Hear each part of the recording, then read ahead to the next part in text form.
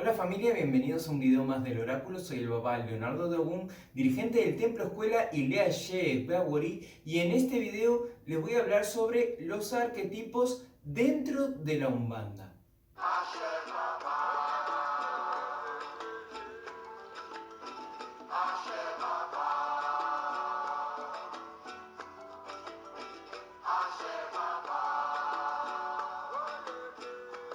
Bien, es importante aclarar que voy a hablar de los arquetipos dentro de la Umbanda y cómo estos los utilizamos, ¿sí? Para qué sirven los arquetipos dentro de la Umbanda y en qué función cumplen y a qué se refiere.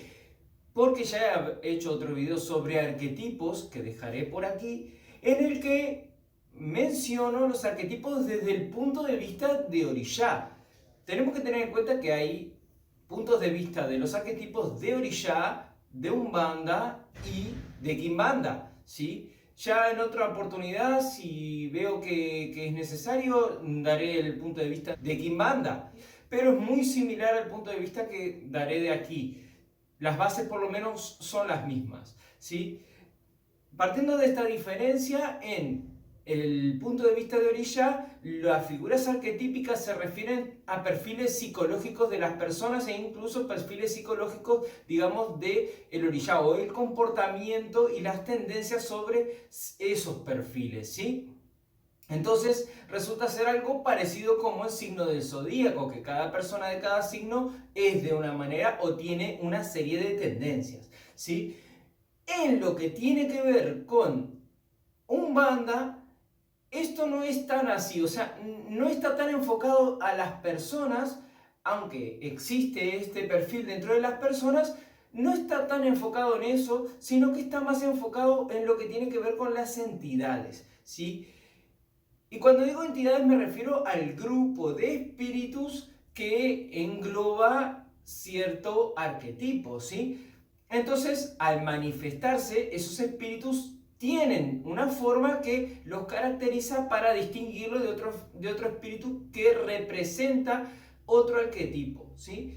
El arquetipo tiene que ver también, evidentemente, con las funciones que cumple ese espíritu o en la vibración en la que trabaja, ¿sí? De esta manera podemos ver que un espíritu que sea de lo que corresponde al área de los guerreros será un espíritu que lo veremos como un Ogún dentro de la Umbanda, ¿sí? Entonces se manifestará con aspectos o rasgos similares a los de un soldado, un poco más rígido, con un habla más seria, más contundente, más directa, ¿sí?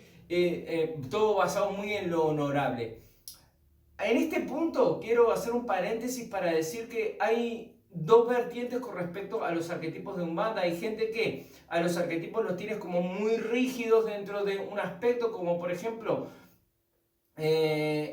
este aspecto de los caboclos, sea de Ogún, de Oyo, sino de Shango, en el cual tienen que ser indios o indígenas nativos de Sudamérica, ¿sí? Entonces vamos a ver muchos, por ejemplo, sobre todo en la parte de Oyosin, que es el arquetipo del cazador, ¿sí? O del explorador, en este arquetipo, pues evidentemente la mayoría serán indígenas de las tribus guaraní, de alguna tribu de repente que pueda ser de Norteamérica también, o así. ¿Vale? Pero siempre nativos de Sudamérica o de Norteamérica, pero indígenas nativos, ¿sí? O indios, como les llaman. También tienen el nombre de caboclos de pena o de plumas. Y esto viene porque, claro, ahí hay todo un concepto sobre los caboclos, ¿sí? Que entrarían dentro del área, como digo, de los guerreros y de otros, por eso lo he dicho ahora, ¿sí? Importante a tener en cuenta al respecto a esto, que hay otros que lo tienen como más amplio a este espectro y abarcarían guerreros que no sean indígenas, abarcarían exploradores o cazadores de otros pueblos, de otras culturas, como pueden ser chinos o pueden ser japoneses, pueden ser tailandeses o pueden ser incluso hindúes o pueden ser de otras áreas, ¿sí? Tengamos en cuenta que el concepto de algunas personas se basa fundamentalmente en que la Umbanda es brasilera o brasileña, y otras personas tenemos a la Umbanda como algo más amplio y que es abarcativo y que se basa fundamentalmente en el sincretismo, con lo cual necesariamente tiene que ampliar el espectro de lo que consideramos que encaja en un arquetipo para que abarque, digamos, como dije antes, el arquetipo del guerrero o el arquetipo del cazador o el explorador, ¿sí? Que es el mismo arquetipo. El del cazador y el explorador es el mismo, ¿sí? Pero el arquetipo del guerrero, que es uno de los arquetipos más famosos, mundialmente conocido, porque está San Jorge, ahí en la filosofía griega, en los dioses griegos, hay también mucho, se habla mucho sobre el arquetipo del héroe, ¿sí? O el guerrero, que es el mismo arquetipo, y este arquetipo, entonces, estos arquetipos son muy dinámicos y son muy similares, y por eso los menciono a los dos, ¿sí? Pero luego está, por ejemplo, el arquetipo del gobernante, que está relacionado con Shango y también, evidentemente, con lo que sería la justicia impartida por esos gobernantes. Y esto tiene que ver con que antiguamente el gobernante hacía también de juez, ¿sí? Venía la gente, le decía sus problemas cuando tenían alguna disputa, algún problema, alguna pelea entre ellos, y el juez dictaminaba quién tenía la razón y digamos, lo que era que había que hacer al respecto, ¿sí? Si había que ir uno a la cárcel, o si uno le tenía que pagar al otro, o lo que fuera, ¿sí? También incluso a veces estaba relacionado con el tema de casamientos, de uniones y todo esto que tiene que ver hoy en día con los jueces, ¿sí? Entonces, lo que es juez y gobernante sería dentro de lo mismo. Bien, estos tres consideramos arquetipos similares al del guerrero, ¿sí? Es decir, a lo que es esa figura que es masculina y es, como digo, de imposición, ¿sí? Fundamentalmente, como digo, una figura masculina. Luego tenemos en la parte opuesta la figura que representa todo lo femenino, que sería la parte de Yemanjá. Como es una figura arquetípica femenina, no solo abarca evidentemente a lo que consideramos Yemanjá, abarca lo que es Oshun, abarca lo que es, por ejemplo, Oba, abarca lo que es, por ejemplo, Nana, que es la anciana sabia, es decir, abarca fundamentalmente los tres aspectos femeninos, que es la mujer joven, la mujer adulta y la mujer anciana, básicamente. ¿Sí? Estos serían los tres aspectos, las tres etapas de la diosa, como dicen algunos, ¿sí? Entonces, estos aspectos de la feminidad o del arquetipo femenino son los que se abarcan en una sola parte. Tenemos que tener en cuenta dentro de la Umbanda que dentro de las 7 líneas, ¿sí? Existen 6 que son masculinas y una sola que es femenina, que es la de Yemanjá, ¿sí? Estos 6 son de Oyalá, de Ogún, de Shango, de Oshosin, de Yorimá y de Yori, ¿sí? Ya mencioné todos menos Oyalá, que es el arquetipo de el gran padre, ¿sí? El padre universal, lo que representa de alguna manera la luz, ¿sí? La iluminación, el aspecto. No sería el sabio, ¿sí? Porque el sabio son los pretos. Este sería, de alguna manera, el iluminado, ¿sí? Sería el sacerdote, mejor dicho, más que el iluminado. Sería el sacerdote, ¿sí? ¿Por qué? Porque la parte de la iluminación como camino espiritual de la persona que pasa diferentes procesos, se inicia y comienza ese camino espiritual, es de Yori. O sea que tenemos en Oyalá y en Yori dos aspectos. Yori sería el aspecto del iniciado, el que está apto para empezar ese camino espiritual o que ya está logrando la maestría en lo que es el camino espiritual, y luego el sacerdote, ¿sí? Que es el representante de los seres superiores, y este sería Oyalá, ¿sí? Espero que se haya entendido esta similitud, ¿sí? Y luego el otro que es parecido, digamos, contiene a Oyala, el aspecto de Oyala, es Yorima, que serían los negros viejos para nosotros. Como digo, dentro de Sudamérica, así como los caboclos entran dentro de lo que son los indígenas, los africanos hacen la influencia de los negros viejos, ¿sí? Los pretos belios. Pero en el aspecto amplio del arquetipo del sabio estarían todas las personas mayores, ¿sí? Con lo cual no solo serían africanos, ¿sí? O no solo serían negros viejos, ¿sí? Serían personas mayores de cualquier edad. Un aspecto importante a tener en cuenta dentro de estos 7 arquetipos son que, como dije antes, los espíritus se manifiestan con estas formas. Esto no quiere decir que un espíritu sea más viejo porque entre dentro de los sabios, de los pretos belios, ni que tenga que ser necesariamente negro, ni que tenga que ser necesariamente viejo en lo que tiene que ver con reencarnaciones, ¿sí? Sino que tiene que ver que trabaja en esa energía, ¿sí? La energía de la sabiduría. El tema, ahí viene, como se dice popularmente, que el diablo sabe más por viejo que por diablo, ¿sí? Entonces, ahí hay una dualidad que viene de la experiencia y es el conocimiento, no solamente de la parte de lo que tiene que ver como Yori, que es un camino espiritual o un estudio y todo esto que tiene que ver más con la parte, digamos, de mental o de conocimientos o de inteligencia, sino tiene que ver con, los pretos belios tienen que ver con la parte de conocimiento a través de la exploración personal, digamos, del trabajo personal, de las vivencias, ¿sí?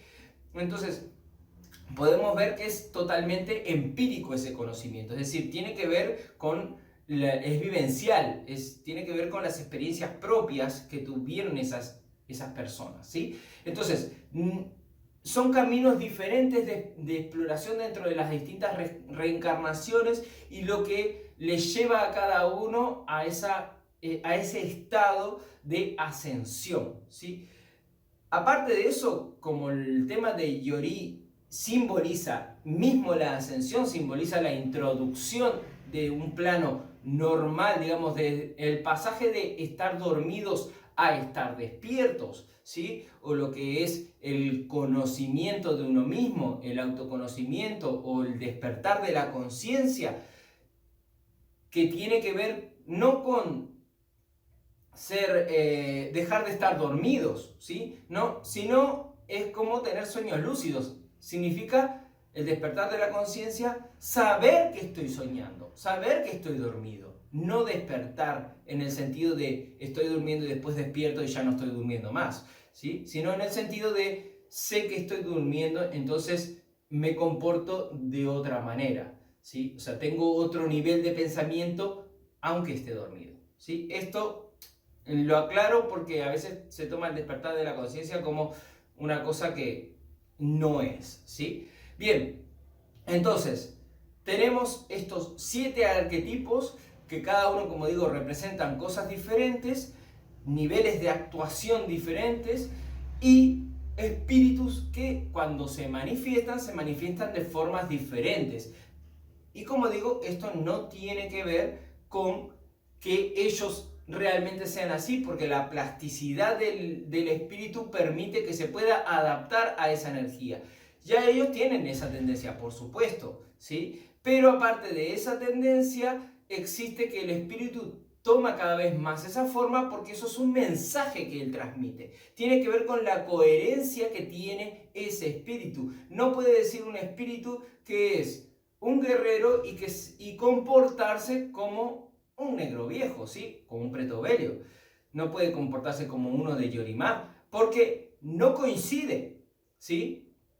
Entonces, tenemos que tener en cuenta este factor, porque es como nosotros después tomamos parámetros para reconocer a ciertos espíritus, para deducir lo que es la coherencia, para deducir si ese espíritu es un espíritu que realmente nos está diciendo la verdad o que nos está mintiendo, y de ahí determinamos si es un espíritu de luz o no.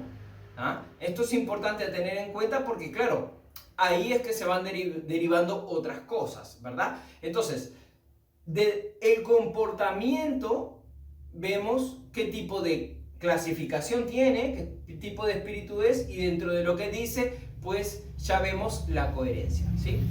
Bien, entonces, nosotros tenemos, por lo menos, 2 arquetipos más, ¿sí? Que no son dentro de las 7 líneas, tenemos 9 arquetipos en total, ¿sí?